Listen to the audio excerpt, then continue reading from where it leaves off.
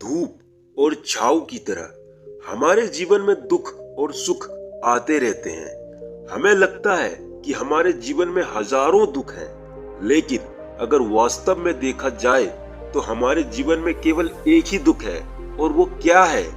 इस बुद्ध की कहानी के माध्यम से हम समझ जाएंगे कि वो एकमात्र दुख क्या है और उसका समाधान क्या है। तो अपने दुख का निवारण करने के लिए इस कहानी को आखिर तक जरूर सुनें। इससे पहले कि आप इस कहानी में खो जाए, जल्दी से जल्दी इस चैनल को लाइक शेयर सब्सक्राइब कर लीजिए। तो चलिए शुरू करते हैं। एक गांव में एक सबल नाम का आदमी रहता था। वो अपने जीवन से बहुत ही निराश था। उसकी निराशा का कारण ये था कि वह अभी तक कुछ भी नहीं करता था। उसके घर वाले दूसरे का उदाहरण देकर ताने मारते थे कि वो सब तो कामयाब हो गए और तू यहीं का यहीं रह गया। वह अपनी जिंदगी से इतना परेशान हो गया था कि उसे लगता था कि वह इस धरती पर बोझ है, तो उसे जीकर क्या करना चाहिए? उसे तो मर जाना चाहिए। वो अकेले में बैठकर रोता और भगवान को दोष देता। एक बार उसने नगर में एक बौद्ध भिक्षु को देखा जो दुख पर अपना प्रवचन दे रहे थे। भिक्षु कह रहे थे कि दुख एक गुरु की तरह होता है जो आपको जीवन के बारे में समझाता है, आपको सही से जीने का तरीका बताता है। आप चाहें तो दुख को अपना गुरु समझकर उससे जीवन में कुछ सीख सकते हैं, या दुख में बैठे बैठे रो सकते हैं। सबल भी ये सब बातें सुन रहा था। जब उपदेश खत्म हुआ तो उसने बुद्ध भिक्षु से कहा कि दुख सिखा कर नहीं जाती बल्कि पीड़ा देकर जाती है। भिक्षु ने पूछा, क्या दुख है तुम्हें? सबल ने अपनी सारी परेशानियां बता दी और कहा, मेरे दुख का तो आपके पास कोई समाधान नहीं होगा। भिक्षु ने बड़े प्यार से मुस्कुराकर कहा कि जब तुम्हारे जीवन में असली दुख आ जाए तभी मेरे पास आना। यह कहकर बौद्ध भिक्षु वहां से चले गए। सबल ने सोचा, क्या मेरा दुख दुख नहीं? अपने दुखों से परेशान होकर सबल ने एक निर्णय लिया कि वह कुछ करके दिखाएगा। अपने एक छोटे से व्यापार को शुरू किया। उसे अपने व्यापार में शुरू में तो कोई सफलता नहीं मिल रही थी, लेकिन धीरे धीरे उसके व्यापार में तेजी आने लग गई और मात्र 2 वर्षों में एक बहुत बड़ा व्यापार बना लिया। अब उसके आसपास बहुत सारे लोग थे जो उसकी चिंता करते थे, उसे पसंद करते थे। उसके कुछ मित्रों ने उसे सलाह दी कि उसे अपना व्यापार और बड़ा करना चाहिए। यह बात सबल के मन में बैठ गई। अब वो और ज्यादा मेहनत करने लगा, लेकिन कहीं ना कहीं उसे ये सब बहुत जल्दी चाहिए था। इसलिए उसने कुछ ऐसे कदम उठा लिए जो उचित नहीं थे।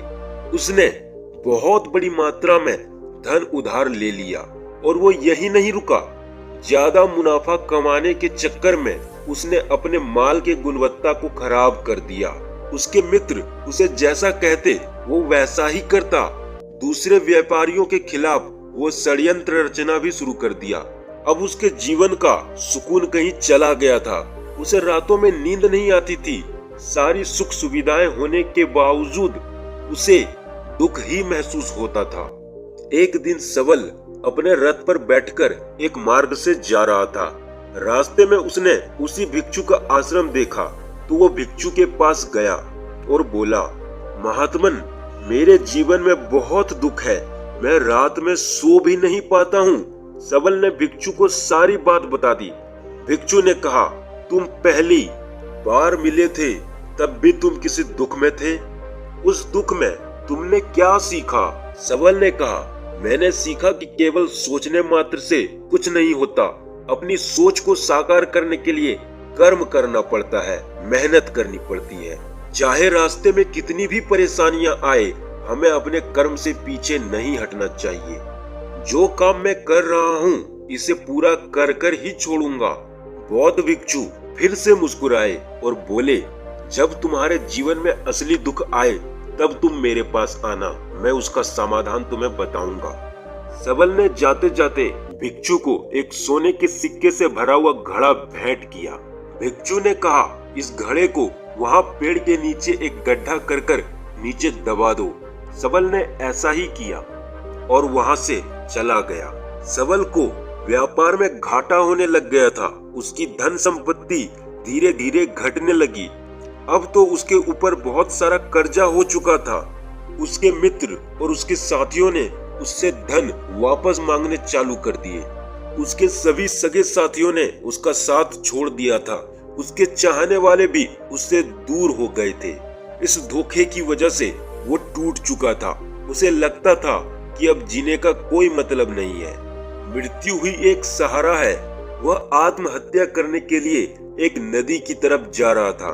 तभी रास्ते में उसे याद आया कि भिक्षु ने कहा था, जब तुम्हारे जीवन में असली दुख आए तो उसके पास आना और वो उसके दुख का समाधान करेंगे।